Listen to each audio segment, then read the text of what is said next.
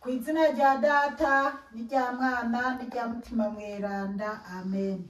Bene wacu dusangiye ukwemera muri Yezu Kristu, ndabaramukije mu izina rya Yezu Kristu. Nitugire Kristu, tuzirikana ijambo ry'Imana dusanga mu gitabo c'amazaburi.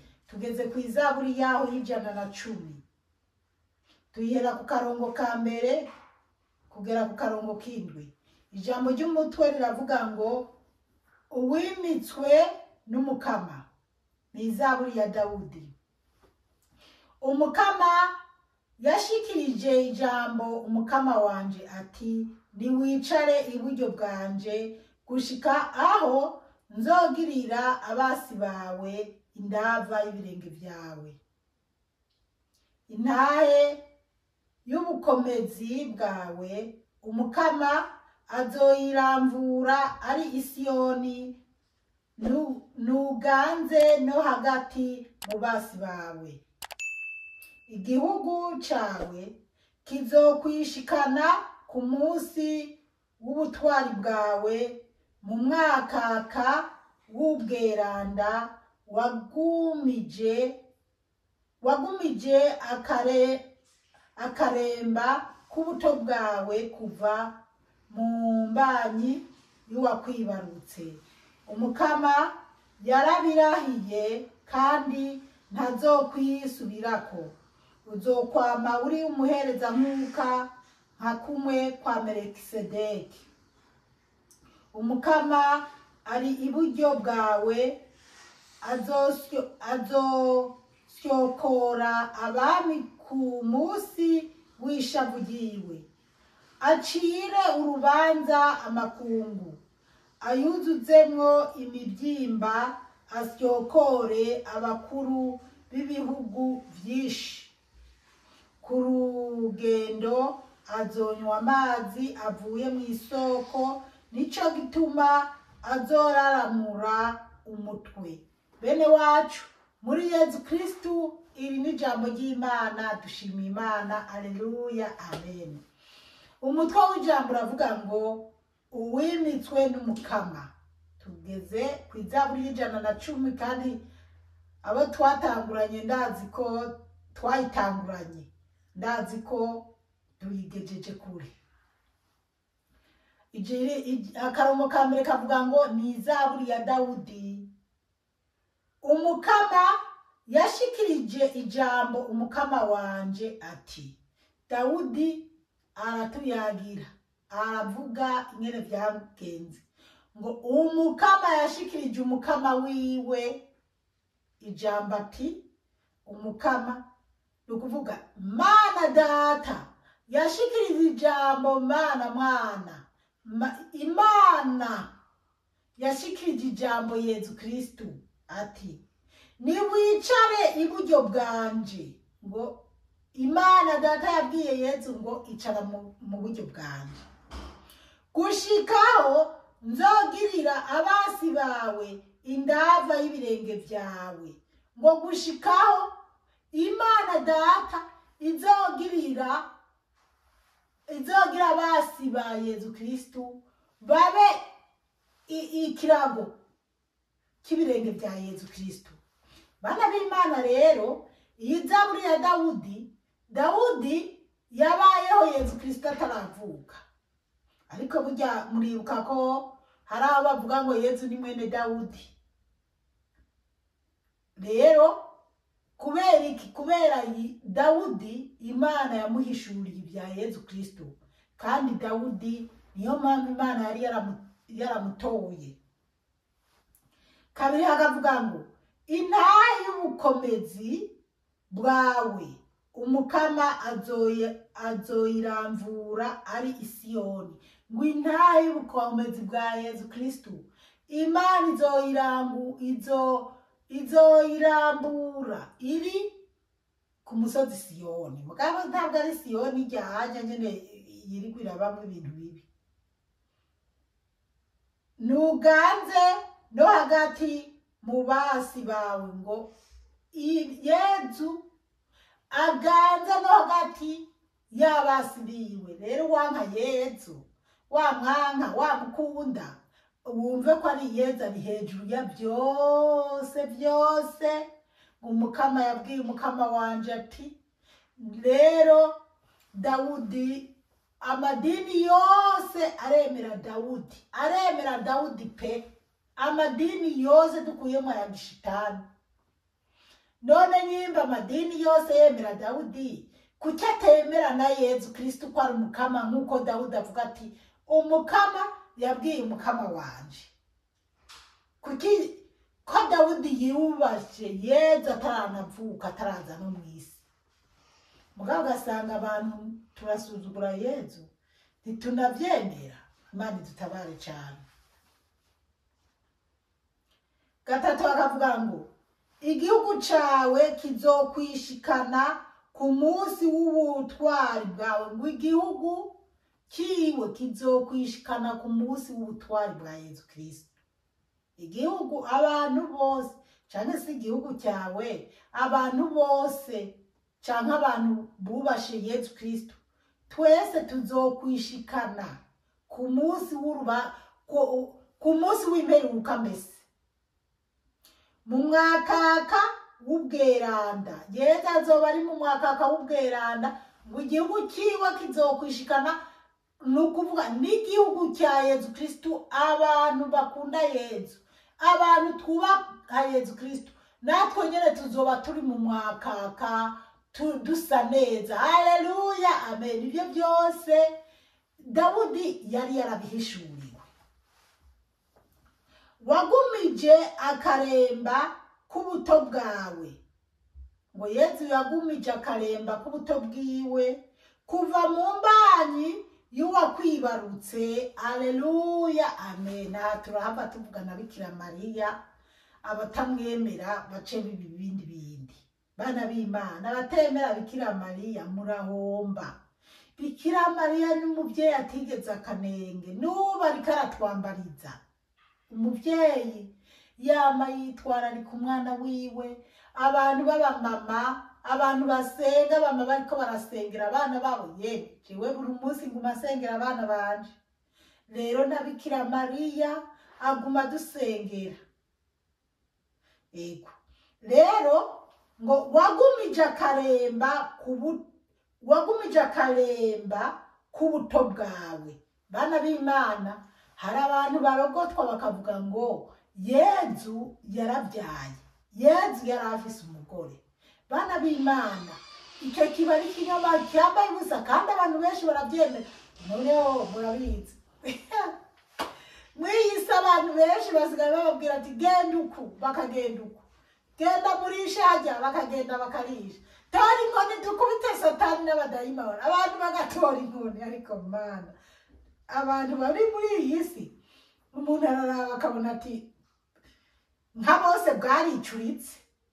Ibaze kubona umuntu atora inkoni ngo ariko arakubita Satani n'abadayimoni, ngo mu izina rya Yezu, ngo mu izina rya Yezu, ngo karande nagukubise mu izina rya Yezu. Nukuri bijya ntabwo muba muriko murasenga, ntabwo muba muriko murirukana akarande canke abadayimoni canke mukubita Satani, ubwo Satani arabaraba akabaseka, niwe aba ariko arabakontorora abegeranye. Rero abavuga ko Yezu, Dawudi wenyene aha bwa mbere ngo umukama yashikirije ijambo umukama wanje ati. Dawudi wenyene yivugira ati umukama, ubwo no kuvuga Imana Data, yashikirije ijambo umukama wa Dawudi, ubwo no kuvuga Imana Mwana, no kuvuga ijambo w'Imana, ubwo ni Yezu Kristo. Yamushikirije ijambo yuko ibintu byose bizoza biragenda. Hano avuga ati ntiyigeze n'agasembo na gatonya ngo kuva kivuye mu nda ya Bikira Mariya y'uwamwibarutse. Bana b'Imana, abantu bavuga nabi Bikira Mariya nukuri bamugeuza, kuko ibyo byo kubuza ijuru, ibyo byo kubuza iteka wari ufise mu maso y'Imana. Ko ni wowe uri kuratuka Bikira Mariya ngo n'umugore nk'abandi, ukamufata umwita nk'abandi bose, kandi nawe Bikira Mariya ubwiwe marayika Gabriel yaramubwiye ati urahezagiwe, mutima mweranda azokuzako n'umwana. Hanyuma yaje kwa Elizabeth, titeka ntewe no kubona umukama wanje aza kungenderera. Rero bana b'Imana, Bikira Mariya muru Dawudi wenyene yamuvuze hataragira yuko avuka. Dawudi aravuga ati ntiwigeze akanenge, ntiwigeze n'akantu na gatoya k'agasemba kuvuka ivuka.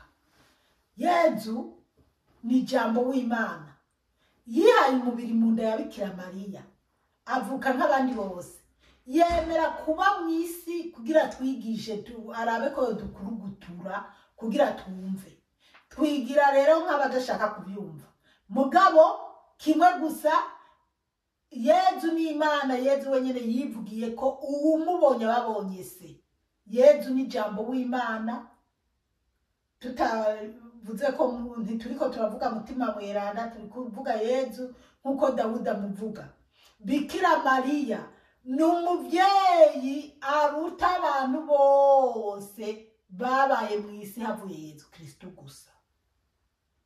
Kandi Yezu rero nubwo yabaye mu isi si umuntu nkatwe. Yezu ni Imana, ni nyenijuru.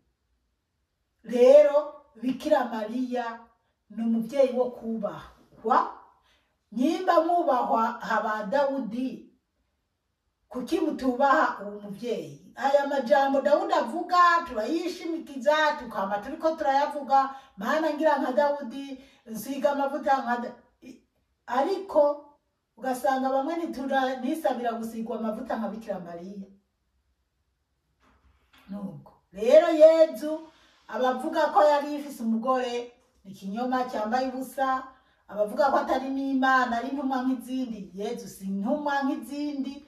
Yezu ni Imana yiviriye mu ijuru, iraza kugira idukuruguture.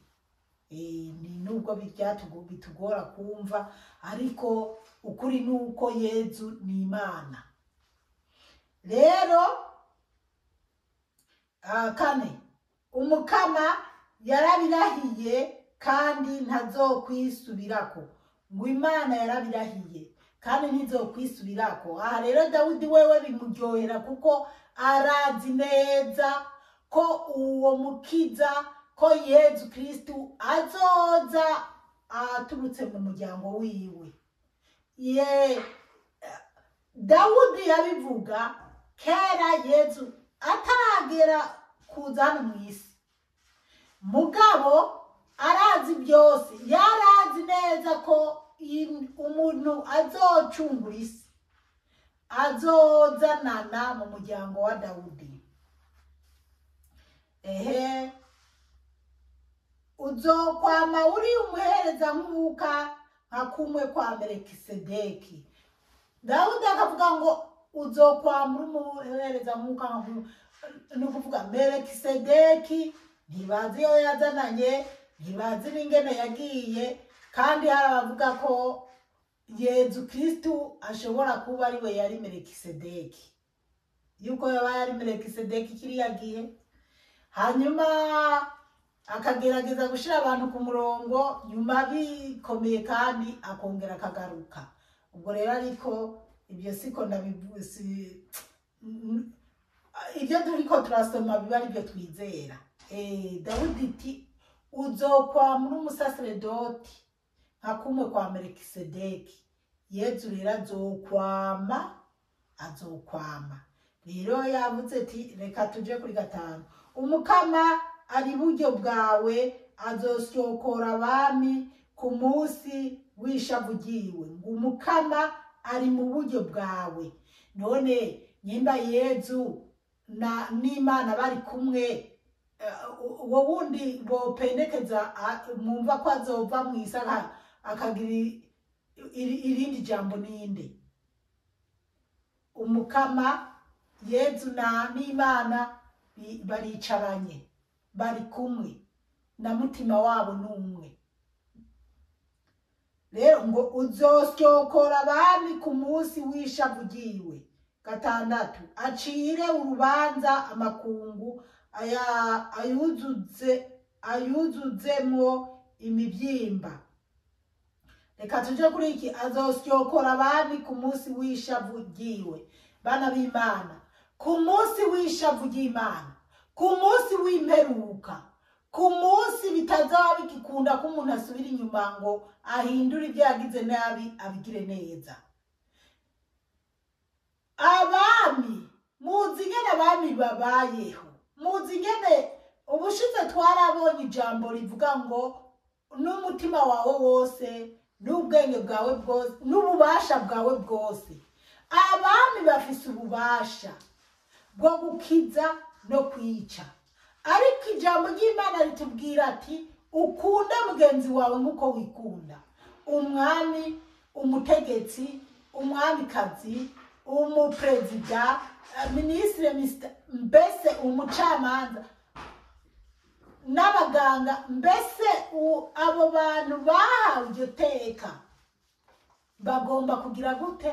Bagomba kumva ko hari igihe iryo teka rizohera, hanyuma hakagera igihe baje imbere y'Imana umwe wese akisigura. Rero nta n'ibindi byo kwisigura birebire, kuko uwo munsi ntuzovuga ngo uriko urararamika ngo basubire kura, nubwo hari ababa bavuga ngo bazoraba mu bitabo. No, nyimba igitabo kizozingurwa izina ryawe ntirizemo, ntuzoza kuraramika ngo bariko bararaba mu bindi bitabo ya kabisa. Izina ryawe ritaje mu bitabo by'ubugingo, nta kwimura urubanza, nta kuvuga ngo jewe ndajuriye. Imana idutabare cyane, nta kujurira, nta n'igiturire. Rero birababaje kuba umuntu yarabaye mu isi ari umucamanza agaca urubanza rwa ngodagonde. Kandi kibabaje bana b'Imana, abategetsi harimo abantu batonda mu misa kuwa Mungu canke mu misa zo mu gatondo, n'abatonda mu makoraniro. Namenyereye misa y'abagatolika, abarokore nabo sinzi uko babyita, mugabo numva ngo nagiye ku ikoraniro, nari nagiye gusenga.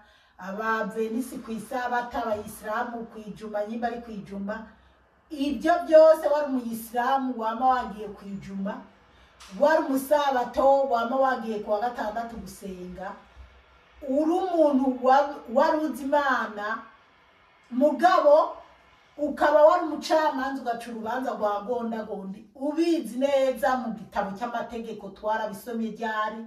Wa undi yagomba kugeza Yezu, mugabo Yezu agaca amubwira bigera bukunuku. Bana b'Imana,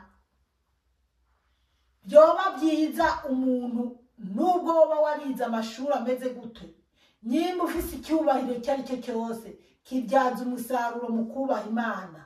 Kuko niwibabura kuko wize abandi batize, niwibabura kuko ufise amahera cyane gusumba abandi, niwibabura wumve ko ibyo ni iby'akanya gatoya bizohera, hanyuma wisanga uri imbere ya Yezu Kristu. Ntuzoba wambaye za mpuzu z'inyambara abami, kuko n'ikimenyamenya iyo upfuye icyubahiro ugihera mu mwuka. Bagugaragura uko bishakiye mu isandugu, baguhambana izo bashatse, nta mahera bakujanana, nta cupa ry'ibiyeri canke ry'ifana bakujanana, no.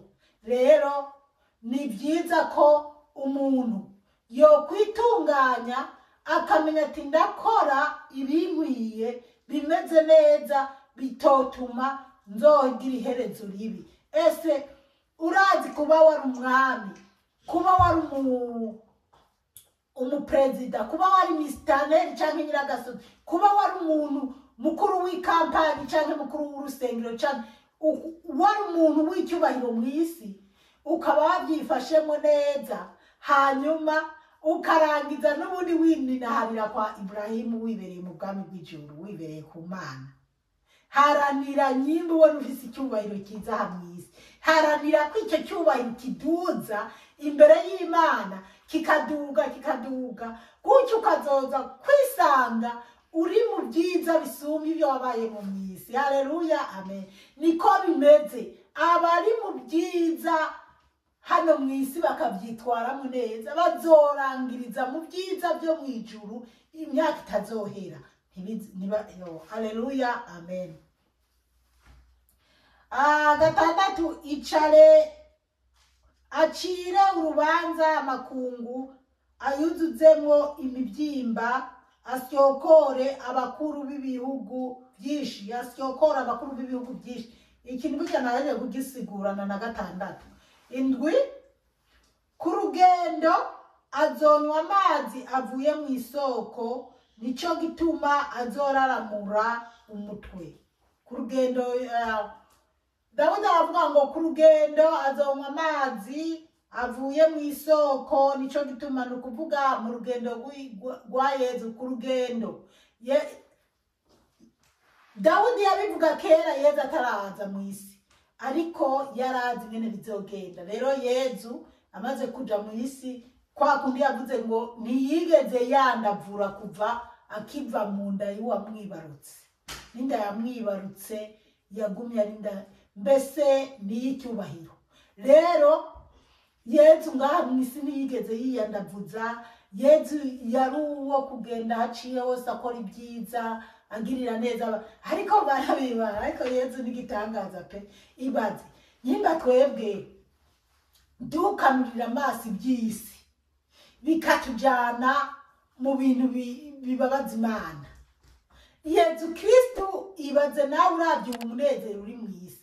Yezu yari gushobora kwigarurira igisagara cya Melbourne, nicyo nzi, ariko abandi baravuga ngo Dubai. Ngira Dubai ni heza gusumba Australia, sinzi. Mugabo je ndavye nka Australia aho mperereye, uko vyogenda kose Yezu yari gushobora kwigarurira umuji.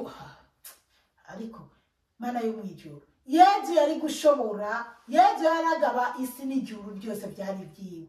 Yari kuvuga ati aha hose ni wanje. Ariko ko atigeze agira itamagi by'isi ngo avuga ati iki gihe taje ni kwanje cyane. Yararahabonye hose, akiryamira ku nzira. We yivugiye ngo umwana w'umuntu wewe ntagira naho arambika umusaya, aho yabona niho yiryamira. Nubwo rero bana b'Imana, duharanire kuzobaho ubuzima bwiza nitwava muri uwo mubiri. Tureke guhamira iby'isi. Iby'isi turabura urugero tugezako mu kubikurikirana.